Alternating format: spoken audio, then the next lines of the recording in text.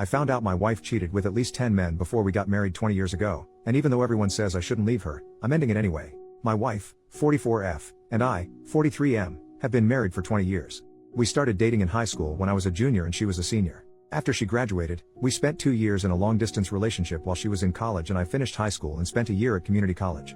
After that, we went to college in the same city for a year and moved in together. We got married the summer after I graduated from college. Our marriage has been pretty great overall, but I recently initiated a divorce after discovering that she had been sleeping with multiple other men during the 2 years we were long distance. Just after Christmas, we got together with a few friends of hers from college to catch up, have dinner, and hang out. We talked about a lot of stuff and my wife mentioned that we met in high school, not that we dated, just that we met. Her old college roommate commented that it was crazy that we met in high school, had a few wild years in college, then ended up together. I played along and commented that I didn't know if my wife was as crazy as I was. The roommate started to tell a story, but my wife cut her off and said she was uncomfortable about it. I sensed something was up, so I said that we actually started dating in high school and were together for my wife's entire time at college.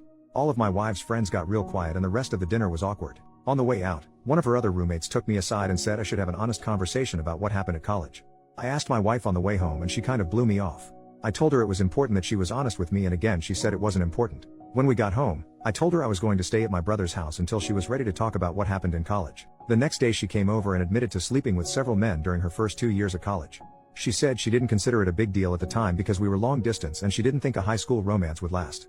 I pressed for more details and she said it was at least 10 different men including at least 3 guys she introduced to me as friends when I came to visit on weekends and 1 guy she was still in contact with. I told her that I wanted a divorce and would be starting the paperwork as soon as I could, which I did on January 2nd. Her family and most of my family is telling me I shouldn't throw away my marriage over a few mistakes. I've stood by my belief that cheating on me with multiple men for years is unacceptable no matter when it happened, and the fact that she continued to maintain relationships with these guys right in front of me was an unacceptable amount of disrespect. We have 2 children, but they are 17 and 19 and I believe they will understand why I need to end the marriage. Am I wrong for leaving? I feel like I'm going crazy with the amount of people telling me to overlook years of infidelity and decades of lies. Edit to provide some detail for common question. The reason I posted this is that my wife and a few friends have been saying it's common to sleep with other folks when you're in a long distance relationship and that I'm kind of the odd one out for not sleeping around. I felt like I was being gaslit, but I wanted an outside perspective. We live in a state with a waiting period to finalize a divorce, so I felt it was a reasonable idea to get some insight before things are finalized. After these comments, I see a handful of folks saying it's normal to sleep around during a long distance relationship, but it seems to be a significant minority. We saw each other a couple of weekends a month during the 2-year college period. I lived about 3 hours away from her college, so it was long distance but not like cross country. This was not a situation where we went months without seeing each other. The 3 guys I met while she was in college were meetups that happened during parties. The subject of me being a boyfriend didn't really come up, so I honestly don't know if these guys knew anything. The 1 guy we're still in contact with married a mutual friend from college. This is not some guy she secretly messages on the side, it's somebody we've talked to regularly for years. I've talked to him a few times since I've learned about my wife. He said he didn't know we were dating at the time and has since blocked my wife on social media. Some folks have asked how the roommates didn't realize at our wedding that the timelines didn't work out. The main reason is that my wife and I had a very small ceremony with just close family in Texas, then went back to the East Coast to have a big party with friends. The typical reception and sharing details about how we met stuff didn't really happen, so her roommates didn't realize we started dating before college. It sounds like they thought we only dated for the year we were both in the same city, then moved in together.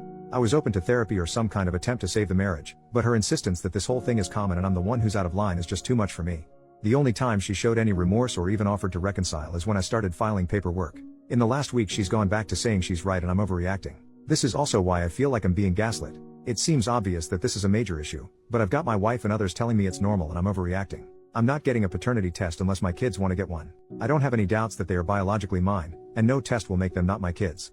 I love them more than anything in the world and my wife's infidelity won't change that even if one or both of them is not biologically mine. They've been my kids for 19 years and they will be my kids until I stop breathing. Final edit. Hey all, I've been reading a bunch of the responses, but things are getting crazy and increasingly unhinged, so I probably won't be checking in more. Here are a few more answers to common questions I've seen. We were definitely exclusively dating at the time. First, dating culture was a lot different 20-ish years ago and exclusive was kind of the default for most people. Second, we had a long and difficult discussion before she left for college about continuing the relationship long distance.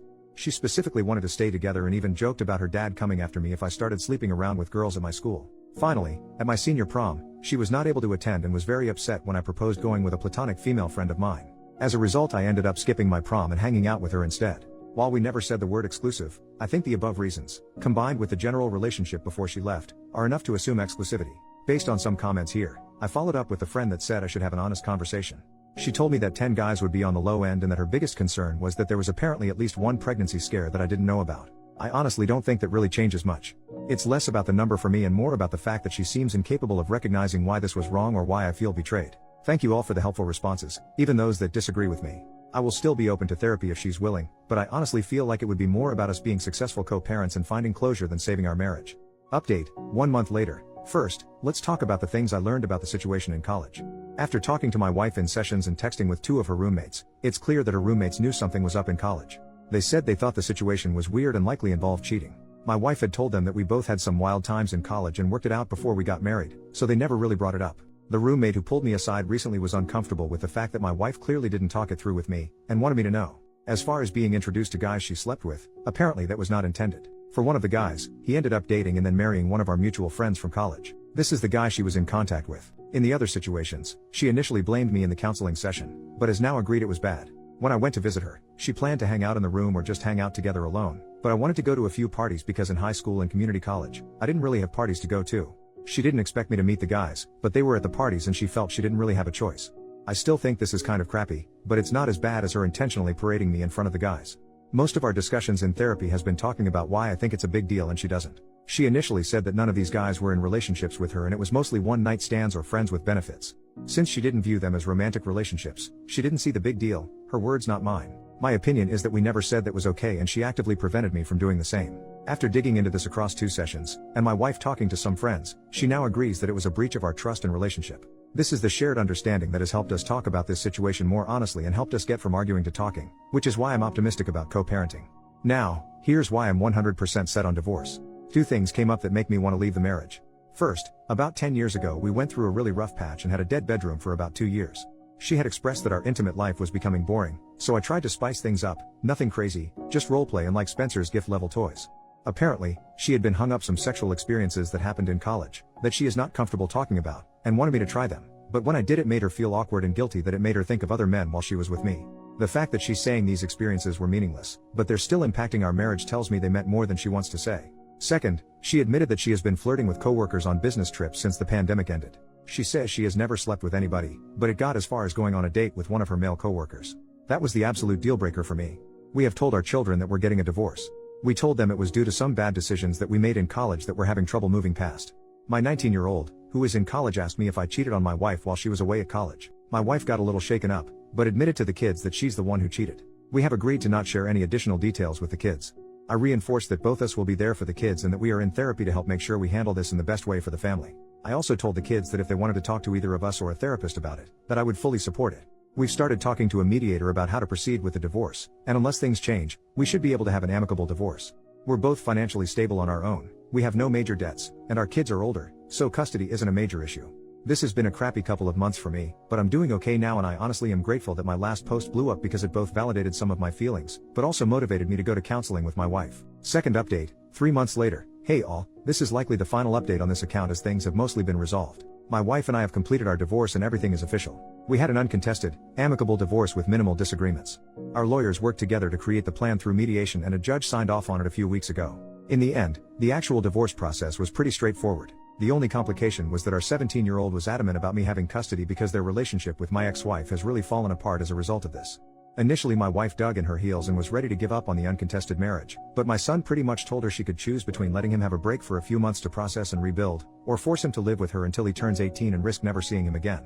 I felt this was a bit harsh, but my wife backed down and we moved forward with me having primary physical custody until my son's birthday later this year. For my part, I have encouraged my son to be open to fixing things as the actions my ex took before he was born didn't change the 17 years she cared for and loved him.